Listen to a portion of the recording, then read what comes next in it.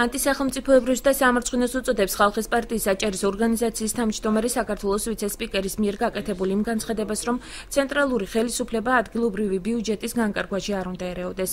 ჯუმბერ თავართკილაძეს მიაჩნია, რომ ვიცე-სპიკერი რეგიონის სახელით მსგავს განცხადებებს არ უნდა აკეთებდეს. უფრო მეტიც, მისივე თქმით, ცენტრალური ხელისუფლება ვალდებულია ჩვენი რეგიონის ფინანსურ და პოლიტიკურ პროცესებში ჩაერიოს. ვფიქრობ, ეს არის ანტისახელმწიფოებრივი, ეს არის სეპარატისტული სამარცხვინო და სასაცილო განცხადება. მინდა დუმბაძე შევახსენო, რომ აჭარის მოსახლეობას მისთვის არ მიუწია ის მანდატი, რომ რეგიონის სახელით აკეთოს ასეთი ტიპის განცხადებები. და ცენტრალური ხელისუფლება ყოველთვის ვალდებულიც არის ჩაერიოს აქ მიმდინარე ფინანსურ თუ პოლიტიკურ მოვლენებში. ჯუმბერ თავართკილაძის საპასუხოდ მურმან დუმბაძეს შემდეგი არგუმენტი აქვს. საჭიროა კომპეტენციების გამჯნა, რათა ავტონომიური რესპუბლიკის ბიუჯეტი ადგილზე განიკარგოს. მისივე თქმით, ცენტრალური ხელისუფლება აჭარის უმაღლეს საბჭოს თითც ტელევიზიით არ უნდა უქნებდეს. კომპეტენციები უნდა გაიმიჯნოს.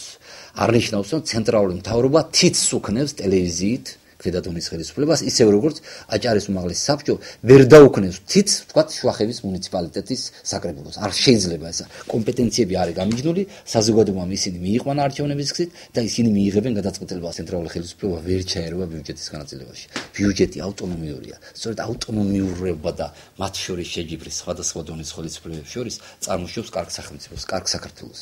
ფიქრობ, რომ რეგიონის ბიუჯეტის განკარგვაში კომპეტენციის ფარგლებში ცენტრალური ხელისუფლება უნდა ჩაერიოს, აცხადებს უმაღლესი საბჭოს დეპუტატი გიორგი მასალკინი.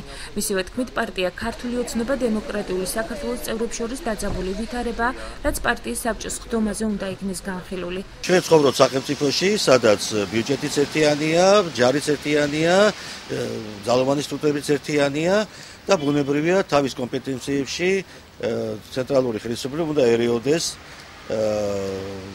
ყველაფერში, რაც ამ ქვეყანაში ხდება. დაძაბული ვითარება საერთოდ ჰქონდა ბათუმში ბოლო ერთი კვირა და რაიონებში დღესაც მძიმე სიტუაცია, ძალიან მძიმე ფონია და ბუნებრივია, როცა ჩინოვნიკი ყიდულობს ძალიან ძვირადღებულ მანქანას, ეს ძალიან ცუდად აღიქმება მოსახლეობის მხრიდან. თვითონ თანხაა დასახელებული ძალიან დიდი.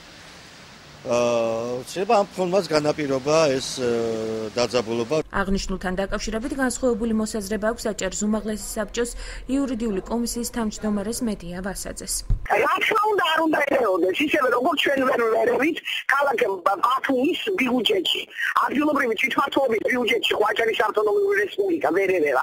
მოსაზრება იმის შესახებ, რომ არის პარტიის წევრებს შორის რაღაც დაძაბული ურთიერთობა, არის კომუნიკაციის პრობლემა. თქვენ ამდენად არა, სასახად გამორიცხულია, ჩვენი ერთიანობა არის დასული, ჩვენ უმრავლესობა როგორც ასეთი არ გვყავს, მაგრამ კოალიცია, ჩვენი ერთიანობა არის სრულად დაცული.